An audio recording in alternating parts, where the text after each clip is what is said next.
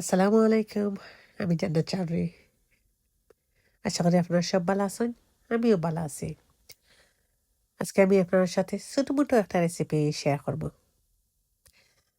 Grill chicken খিলাখান আমি আমার স্টাইলে বানাই। সো আমি একবার স্ক্রাচ থেকে স্টার্ট করলাম। চিকেন কাটা থেকে আমি স্টার্ট করবো। একবারে এন্ড অফ হইব গ্রিল করার মাঝে। আমি জানি আমার তাকে বহুত বেস্ট মাস্টার শেফ সকল আছেন। বাট আমি খারাপ রান্ধি না, আলহামদুলিল্লাহ ভালোই। বাট আমার চিকেন কাটা অত সুবিধার নয়, বিকজ আমি আমার লাইফের মধ্যে ফার্স্ট টাইম চিকেন আমি কাটছি। আমি এর আগে কোনো সময় চিকেন খাটছি না, আমার খাটার দরকার পড়ছে না। বাট আমি আমার ভেরি বেস্ট ট্রাই করছি চিকেন খাটার। চিকেন আমার আত্মা কি ফাল্লাইয়া উইরা দুইরা যায় গে। বাট তারপরে আমি তারারে যাইতে দিছি না, তারারে আমি বড় কষ্ট করে আমার হাতের মাঝে রাখছি। এই চিকেন খাটার মাঝে যে ইন্টারেস্টিং আমি আপনারা বুঝাইতে পারতাম না। আমি চিন্তা করলাম যে না, আরো আগে আমি এখানে চিকেন খাটা শিখলাম না, এত লেট খানে লাগাইলাম। বাট আলহামদুলিল্লাহ এখন আমি শিখি লাইছি। এখন আমি এভরিডে ট্রাই করবো চিকেন আঞ্জা, এভরিডে ছোট ছোট বড় বড় মিডিয়াম পিস করার। ইনশাল্লাহ আল্লাহ যদি বাঁচাই রাখুন। আমার চিকেন কাটা শেষ হয়ে গেছে, আমি দইও লাইছি। তারপরে আমি এখন সব জাতি powder, tandoori paste, Kashmiri paste, আবার আমার হোমমেড যত স্পাইসিস আছে আমি সবটা দিলাম। দিয়ে আস্তে আস্তে একটা একটা করে আমি সুন্দর করে মিক্স করবো। মিক্স পাক্কা সময় লাগে, বাট করলে নাইসই লাগে।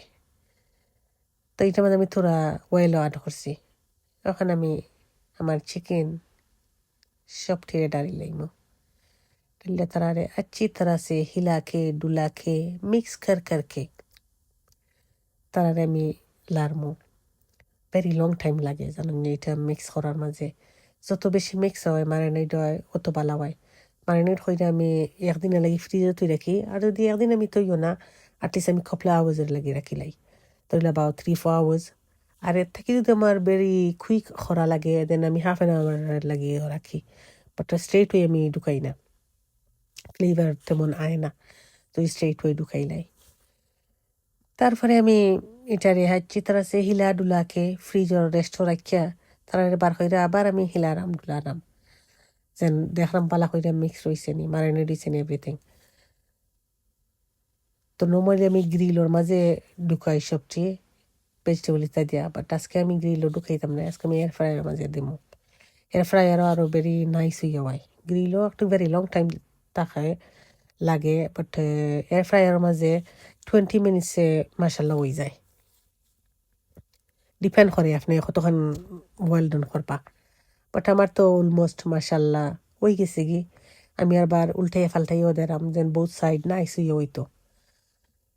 তারপরেও আমি আবার এক্সট্রা 5 মিনিটস দিই, যেন ভিতরে রো থাকতো না, একটা রেডনেস থাকতো না। রেডনেস হইলে ফুটতে খায় না, তারা চিনতে খায় না, আমিও বালা খাই না। আলহামদুলিল্লাহ আমার চিকেন হয়ে গেছে, আপনারা দেখছেন। থ্যাংক ইউ ফর ওয়াচিং, ভালো থাকুন।